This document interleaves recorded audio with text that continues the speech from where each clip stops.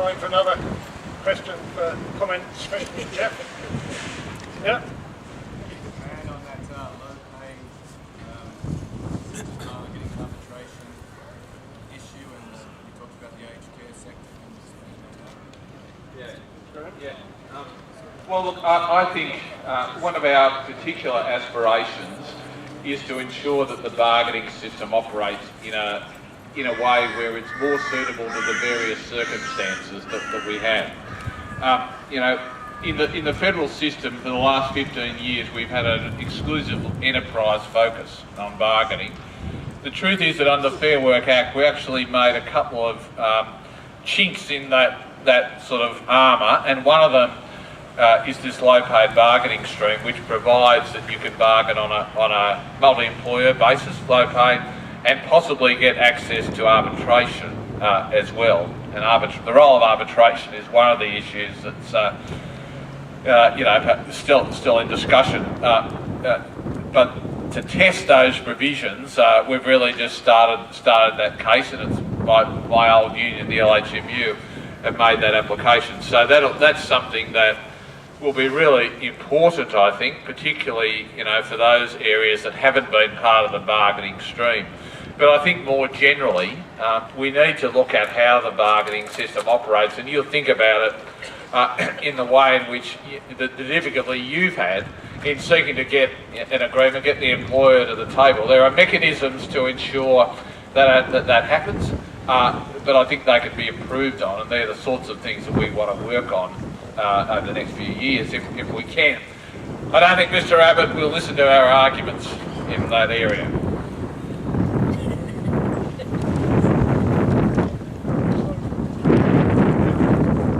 Yeah, I just wanted to have a bit of a comment, and I guess you can answer it if you want, just about some of the things that you said, and especially the weasel words when it came to the Labor Party, because you mentioned Gillard as Industrial Relations Minister and her proud history or a powerful advocate for equal rights. Well, actually, Gillard as Industrial Relations Minister called construction unionists fighting not to be criminalised for looking after the health and safety at work as thugs. She smashed the teachers' opposition to the NAPLAN test proudly. This is one of the main things she mentioned in her debate on television as part of her record as Industrial Relations Minister, that she smashed the teachers' strike. And so I don't think she has a strong record at all. And I think the fact that today, 3 years after Howard not only lost government but his seat because work choices were so hated, we still have work choices light. And I think a lot of that has to do with the fact that the ACTU campaign is either don't criticise Labor before an election campaign, or let's wait and see what they do before we do anything. I think there was a real potential actually to get rid of work choices in total. But that campaign was veered into, simply vote Labor and wait to see what they do. And I think that's the reason why we're in the situation today where the NTEU still has to, campaign for basic collective bargaining rights under a Labor government. And so I think it's really a lot of what you said in terms of, not criticising Labor at all. And when you did, it was really pathetic. So you can respond to that if you like. Yep, I will. I've never not criticised Labor, and you can look at a whole lot of issues where there have been differences between the ACTU, between unions and Labor. And one of them you mentioned was construction. And it's a good example. Because if you look at it, what has the government sought to do? It's actually put legislation into the Senate which hasn't been passed, right? It's still sitting there. And it'll be an issue in the next term. Is it better than what is there at the moment? Well, yes, it is, because it makes some significant improvements. But is it acceptable to us? No, it isn't, because it still leaves the coercive powers there. What are you doing about it? Well, we have been campaigning about that. The 4 construction unions and the ACTU, it's a rights on site campaign that's gone on right all the way during this period of the government, and it'll continue to go on. But look, it's not the only issue. It's not the only issue that the construction unions have. They're now in the situation where, are they happy with what the government's done about the ABCC? Of course they're not. Are they actually working to make sure that Tony Abbott doesn't become the Prime Minister? Well, they are, actually.